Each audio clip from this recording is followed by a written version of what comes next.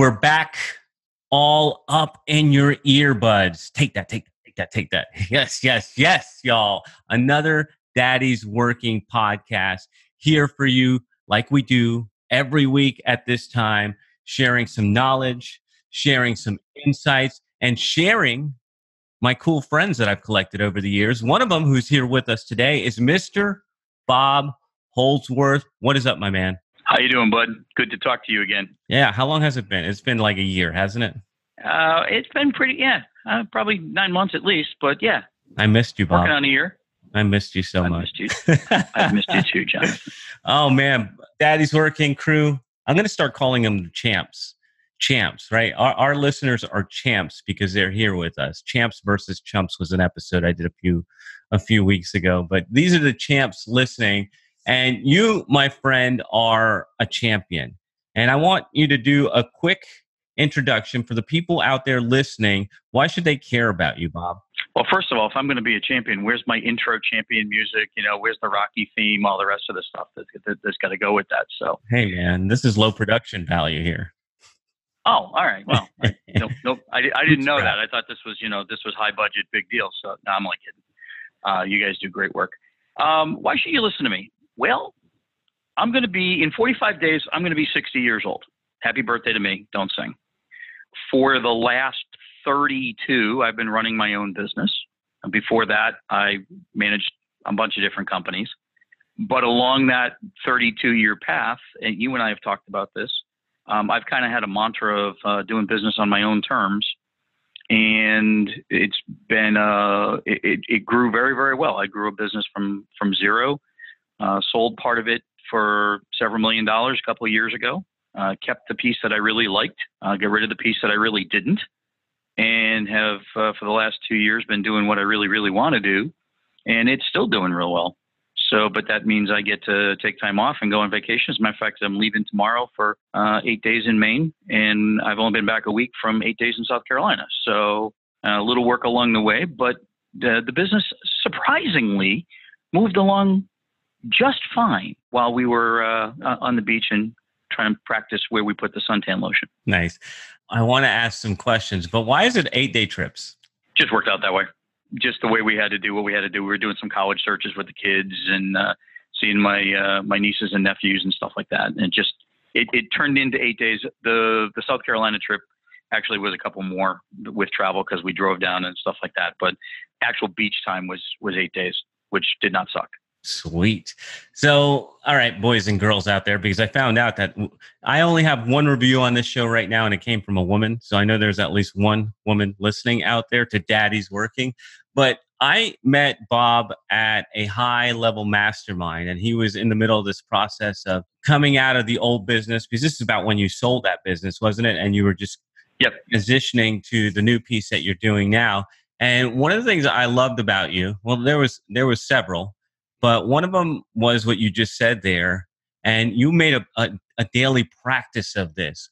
Do business on your own terms. What does that mean, Bob? Well, I'm so passionate about that particular term. I actually have a U.S. trademark on that slogan. But what it means to me is I pick, and enviably, you have to build your business to a certain point where you have a little bit of selectivity. But if you have the mindset from the beginning, it drives every one of the decisions that you make.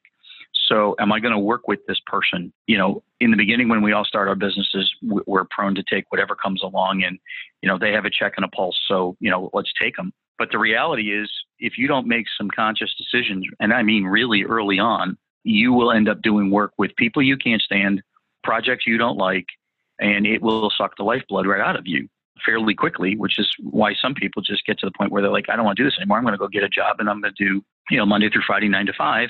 Which will kill you just as fast.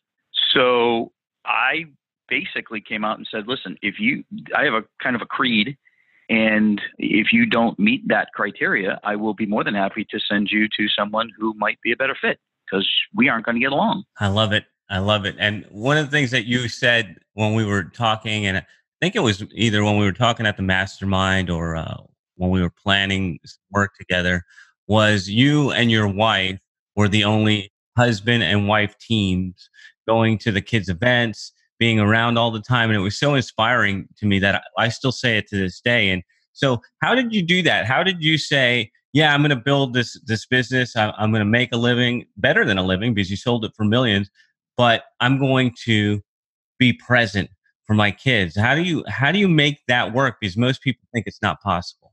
It is extremely possible. As a matter of fact, when we first started the business, I started it about 6 years before I met my wife, and she actually was hired by a former manager, so I didn't have nothing to do with her hiring. But I do say, we laugh about the one-time employee retention program now because I married her, and we've been working together, living together. Obviously, we've raised twin boys who are just turned 17, so we've been together in both working and professional life for 22 years now, almost 23 years, which most people would say those would be causes for divorce. And in fact, it's actually been better for us. But when the kids came along 17 years ago, and if you count, gestation time, 18 years ago, we started making some plans about how we were going to run the business going forward. So when you're single and it's just the two of you, yeah, we put in the blood, sweat, and tears and the hours and stuff like that. But it very quickly, priorities changed, and therefore the business had to change to meet our priorities. So if you haven't articulated to written down and figured out what you really want with your partners, with your spouses, to identify how you're going to do business and how you're going to make money, and what are the kind of the bedrock foundations of what you're all about, then the business gets away from you. So things like when the kids came along, I took 3 weeks off when the kids came along, and I'm gone. See you later. Bye. And so I could be home with the kids. And then going forward from that point forward, I took every Tuesday off, and that was affectionately known as Boys Day. And I would take the kids and go do something, even when they were little and in a stroller. I had one lady come up to me in the mall, and she's like, "Do you need any help?" And I'm like, "No, I'm good." And I've got bottles stuck in both of the kids' mouths at the mall. And she's like, "Where's your wife?" And I said, "She's at work today." She's like, "You're here by yourself?" She goes, "I wouldn't let my husband alone with two kids in the living room if I was home." And so, but we did all kinds of stuff. We went to, climbed on battleships, went to the airport, did all kinds of stuff. And they still talk about it to this day. They remember that. Nobody's going to buy onto that. Nobody's going to like it. The clients are going to push back. And the reality was, as I articulated what I was doing, why I was doing it, I had more clients come around and go, "Damn, I wish I could do that." And I'm like, "Well, what's holding you back?" "Well, I could never. My clients won't understand." I'm like, "Yeah, they will. Just give it a shot." Because if you don't set parameters for what your business is going to be, and you don't set the rules under which people work with you, then you're at somebody else's mercy, and you created a job, not a business. Yeah, it's like you have to have some standards. And so I've always admired that about you, is that you set that up from the beginning. How did you guys know? Like, how do you go into, because look, me and Cupcake, when we first got married, and maybe it's just an age thing, but when we first got married, we tried to work together in the real estate business, and I was a total tyrant and asshole, and she hated me, and it was unfun, and she had to go get a job because it wasn't working with us. Now we work together fine, but it took us 15 years. How did you guys work that out from the beginning?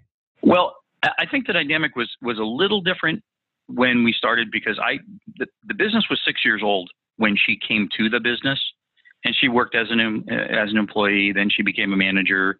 Then one of our clients invited us to a Christmas party, and we were both single, and we went to the Christmas party, and we were like, "Hey, this social thing is a whole lot of fun." A year later, we were married. So there was a little bit of a different dynamic in the beginning, which has now turned into just a partnership. And we disagree on stuff. She is much more conservative. I am much more the risk taker. I have to do a fair amount and matter of fact, we were talking about this morning. I'm in the process of rebranding the business the part that I kept. I'm in the process of rebranding it, and she's looking at me with kind of a tilted head going, "What are you doing now?" And so I have to put the business plan together and kind of show her what it is we're going to and what we want to do. And the goal is very simple. We want to grow it to a certain level in 3 years and sell it and go retire. But that's going to take concerted effort over those 3 years. But to go back to kind of the bedrock foundations of things, it's important that you set those in stone. And I'm holding it in my hand. Mine's written down, and it's sitting here so I can look at it. And we tweaked it, and this is the final version that we came up with in 2005, and lived with it since then. And it says, "Effective immediately, I will no longer care what others outside of my immediate circle of family and friends think about what I say or do, how I act or what I think, stand for, or believe in." And then I think there's 10 here. "I will say what I need to say. I'll do what I need or want to do. I'll pass on things I don't want to do. I will take time for myself by myself. I will enjoy time with my kids. I'll enjoy time with my wife. I will get to the gym and work out no less than 3 times a week. That one, we're still in a work in progress.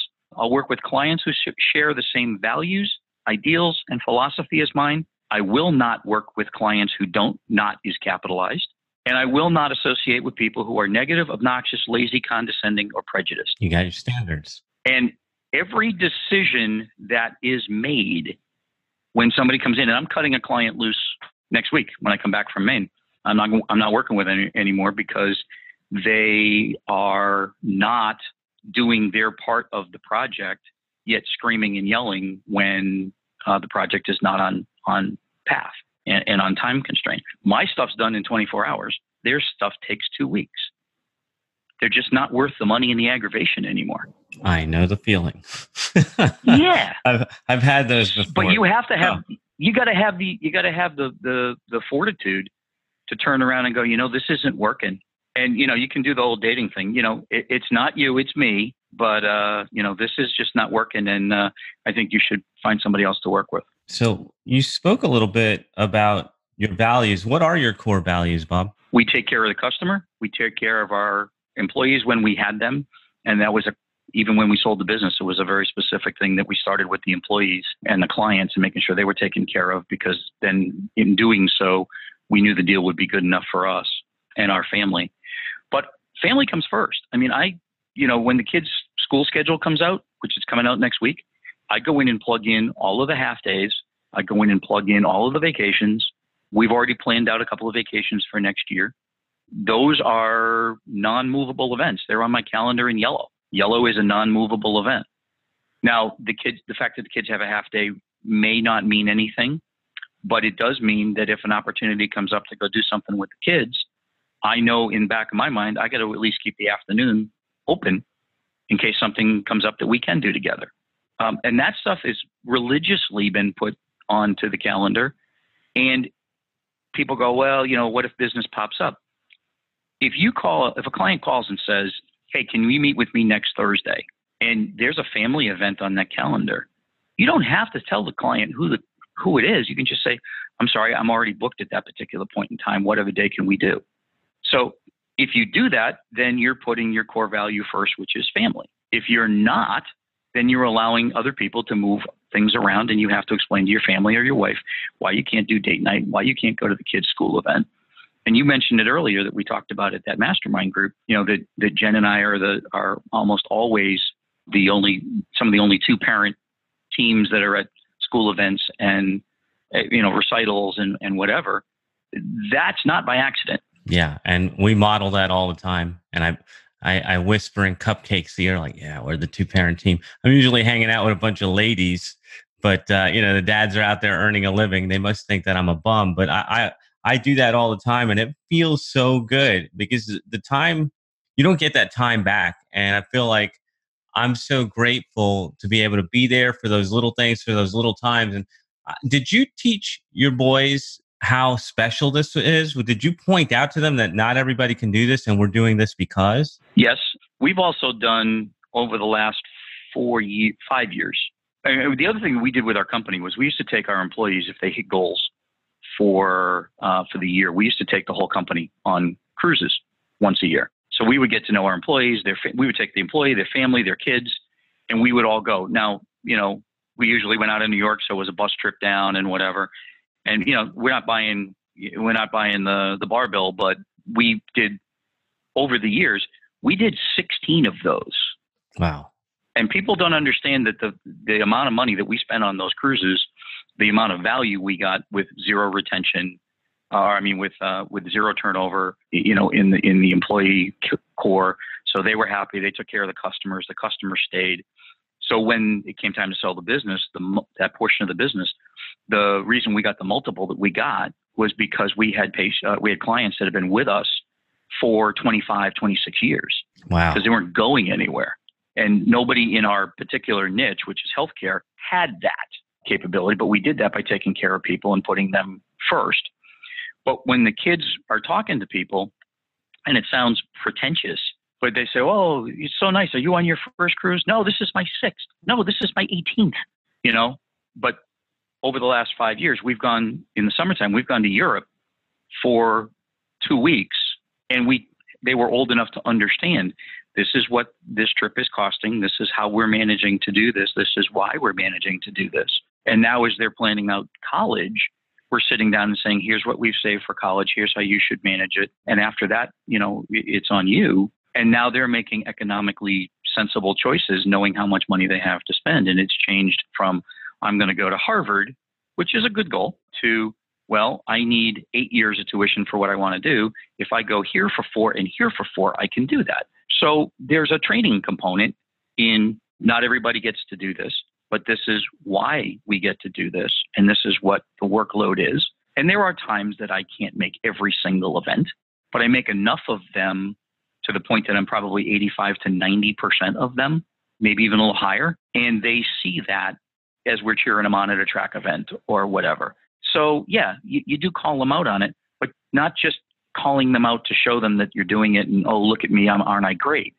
It's, this is why, and this is the workload that led up to this, and this is how we work, and this is how we structured things so we can be here with you. This is why, as you're making career choices and looking for what you want to do for a living, if you want to do this, then you have to start thinking about how you're going to be marketable in the foreseeable future as you're making your choices. So it's this is really cool. This is why it's really cool. And if you want to emulate this, this is kind of what you need to do. Amazing. What an amazing, I mean, when I think about how I got raised, it was none of that. So I love that. It inspires me to do better. And I appreciate that, Bob. So thanks. Do you want them to follow in your footsteps? Do you want them to be entrepreneurs, employees? Have you put any seeds out there hoping that they'd go one way or another? Or what does that look like? We've done what every parent does, and you can be whatever you want to be, kind of thing. They've gone through their own thought process about what they would like to do and why. And I've told them for years, and I've done exactly this. And it's like, listen, I will make an arrangement with you. Or for you. I will make an appointment for you. I will introduce you to somebody. So I always tell them, listen, I will kick a door open for you, but I'm not pushing you through it, pulling you through it, or throwing you through it. Come on. You're in the EMS business. I am in the EMS business, but I look at it as I'm in the healthcare business and I'm in small business. So I've been able to do both. The niche happens to be in public safety and healthcare. But they one's thinking about being a doctor. So we hooked him up for shadow time, but he had to make the arrangements. So here's Dr. So-and-so's email and the hospital's requirements. Do the paperwork, go up there and meet the man, dress appropriately, shake his hand, ask questions, have some formatted. That's not my job. That's yours. One thought he wanted to be an attorney. Will you take my kid for a day and let him shadow you? Yes. Okay. Call this person, make the appointment, schedule the thing. I'm not doing that for you. The days of that passed at about 14. You now can talk on your own and move forward from there. So if they want to be an entrepreneur, that's fine. One thinks he wants to go into the back end of politics and journalism. The other one has now determined that he wants to be an emergency room physician. We were down in part of the trip we just went on.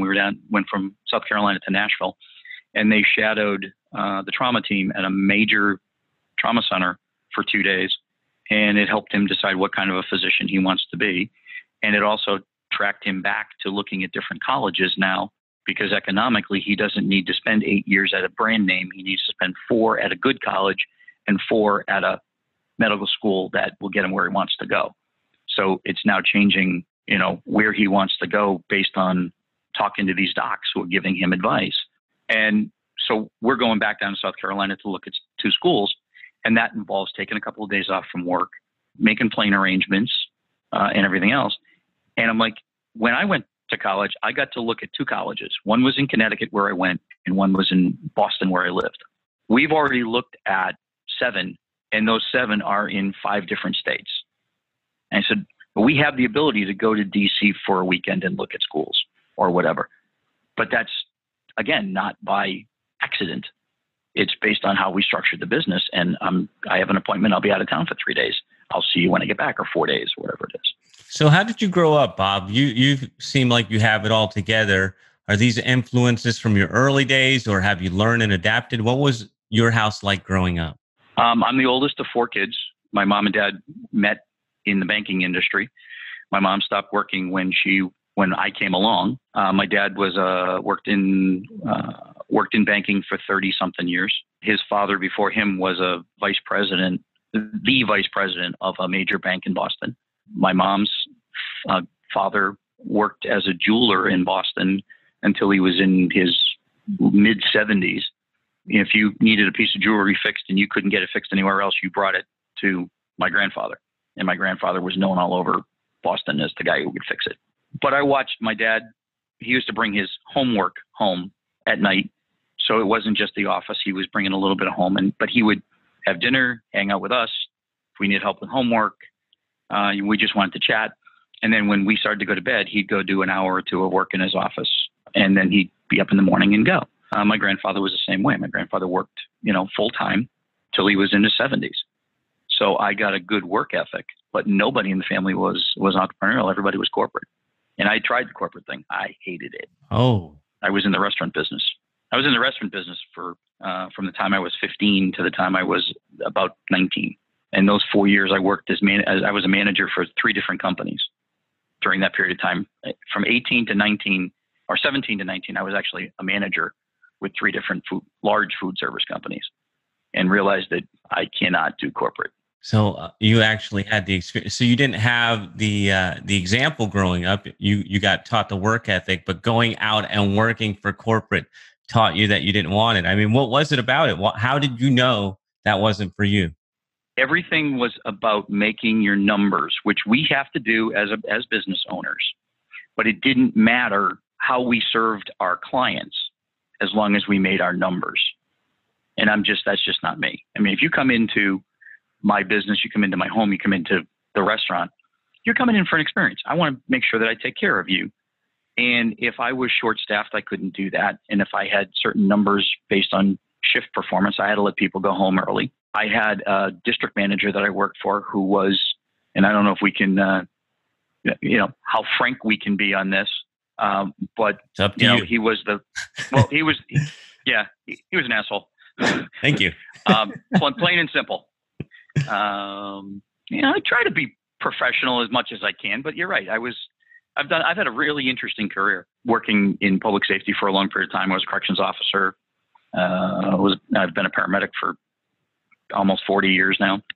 But this particular guy, if you look up the definition in Webster, you pull out a dictionary, which for some people who are old enough to remember dictionaries, those are big books with words in them. Like Yellow Pages. Like Yellow Pages, yes. That still exists. But if you look up the word asshole, he is the second definition with a picture. And I just could not work for the man. And that was the last corporate job I ever had. I'm like, if this is what the rest of it is. And they were like, well, you can be on the fast track to management. And I'm like, if that's what that is, I'm out.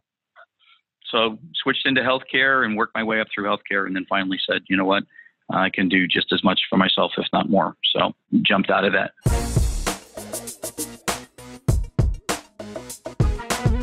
Oh, guess what?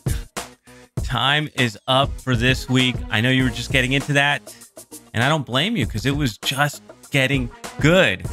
But we're trying to keep these episodes under a half hour, so we split it up into 2.